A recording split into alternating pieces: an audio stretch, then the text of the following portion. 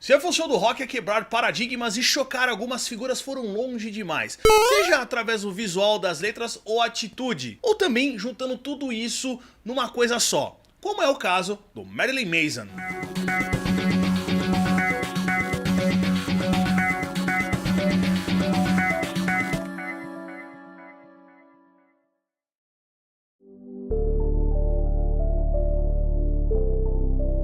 O nome real do menino Marilyn é Brian Warner, mas o nome artístico é a junção de duas figuras públicas conhecidas mundialmente, Marilyn de Marilyn Monroe e Manson de Charles Manson.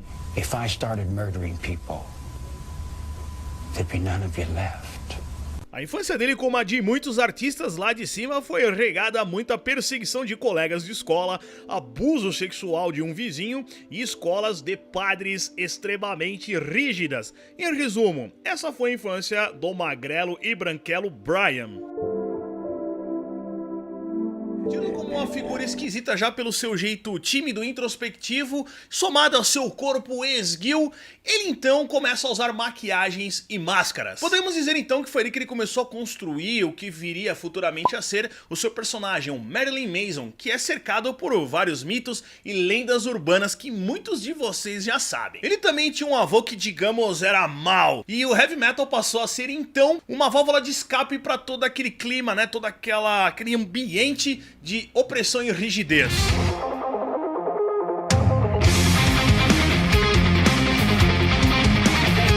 Quando ele sai da escola, se forma em jornalismo, escreve artigos sobre bandas e também compõe algumas letras. Quando ele conhece Scott Potesk, eles fundam o Marilyn Manson e The Spook Kids, que depois encurta o nome somente para Marilyn Manson. A banda então passou a ser o fio condutor de expressão das suas ideias mais radicais.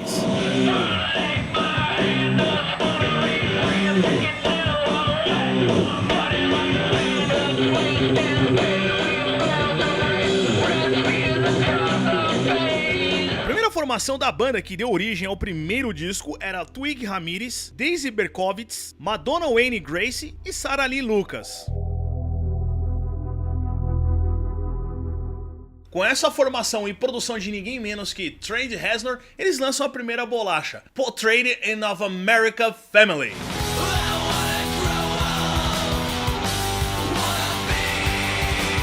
E na segunda bolacha, Smell Like Children, é que eles realmente começam a chamar a atenção do público e da mídia, com um dos clipes assim mais bizarros de uma música cover, que é a Sweet Dreams.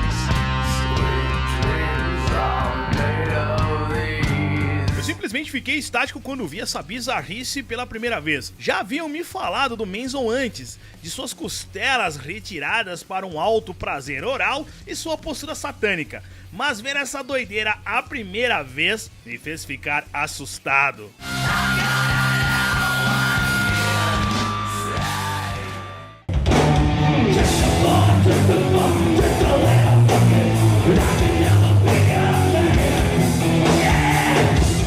Do choque com o clipe, a banda iria realmente se destacar lá no terceiro disco, o Antichrist Superstar.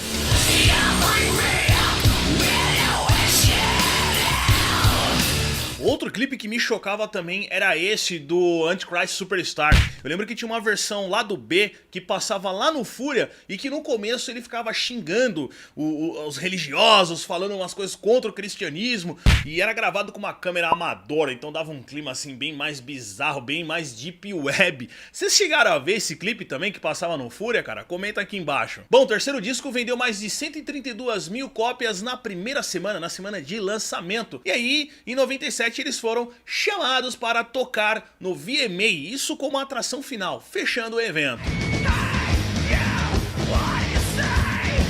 Um tempo depois, Daisy sai da banda e em seu lugar entra Zizum. Em 98 eles lançam Mechanical Animals. A faixa título é, para mim, a melhor música já criada pela banda. Tem um refrão marcante e um riff bem feito.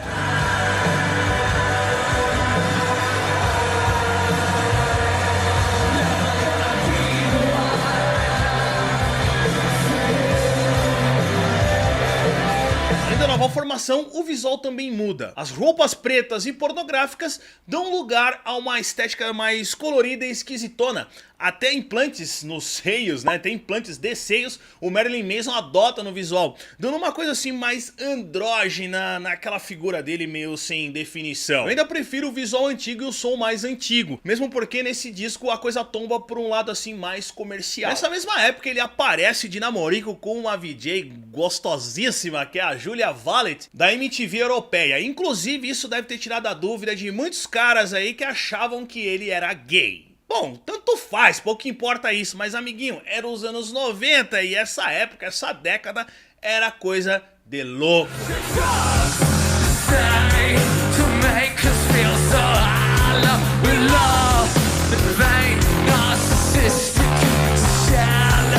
A nova obra era um pouco mais melancólica e pesada, perdendo um pouco daquele aspecto de circo dos horrores. Zim Zum dura pouco tempo e é demitido pelo líder da banda, dando lugar a John Five, que tocava no Two com Rob Halford.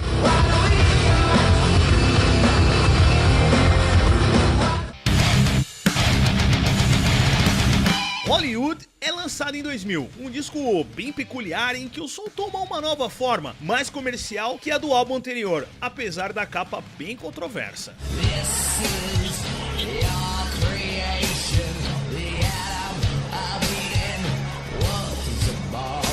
A sonoridade da banda toma outros rumos conforme o tempo passa e desagrada o baixista Twiggy Ramirez, que deixa a banda em 2002 durante a gravação do The Golden Age of Grotesque.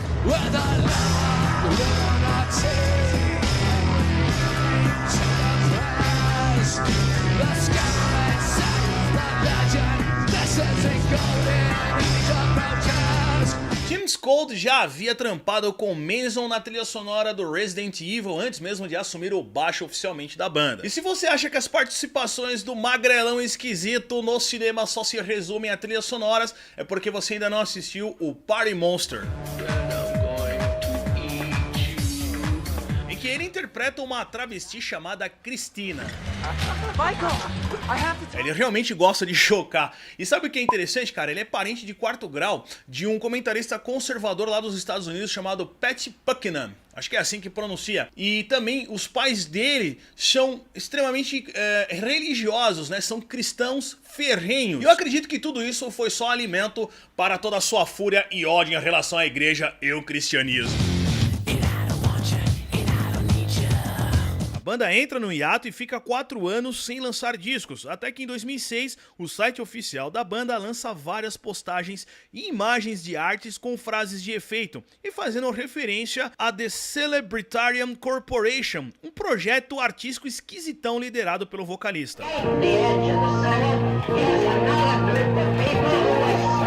Em 2007, finalmente sai o novo trampo da banda, Eat Me, Drink Me, escrito por Manson e Skold, em um home studio.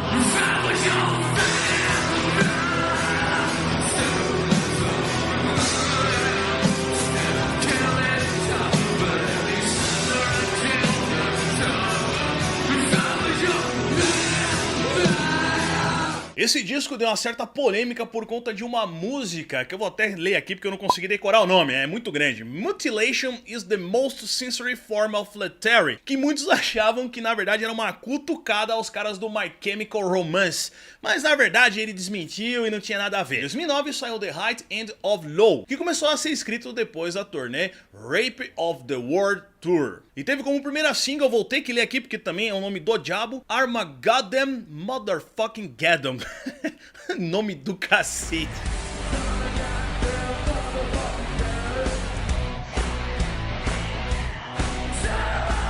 O álbum ficou na 4ª posição da Billboard 200 com 49 mil cópias vendidas. Esse disco foi a menor em vendagens desde o disco ao vivo The Last Tour on Earth. A banda dá uma pausa nos lançamentos e retorna somente em 2012 com Born Villain. Manson afirma antes do lançamento que este álbum seria o mais pesado em relação aos anteriores e classificou a pegada do som como Suicide Death Metal. O clipe que leva o nome do disco é um retorno ao velho estilo grotesco e bizarro do frontman. O clipe contém cenas de nu frontal, perfurações faciais e desconfortáveis situações. Essas cenas fazem do clipe uma espécie de filme lado B da Deep Web dos dias de hoje. Em 2015 eles lançam The Pale Emperor. Esse disco marca pelo visual mais clean da banda, fugindo do grotesco e bizarro dos tempos de Dante. 2 anos depois eles lançam a última obra até então, o Heaven Upside Down.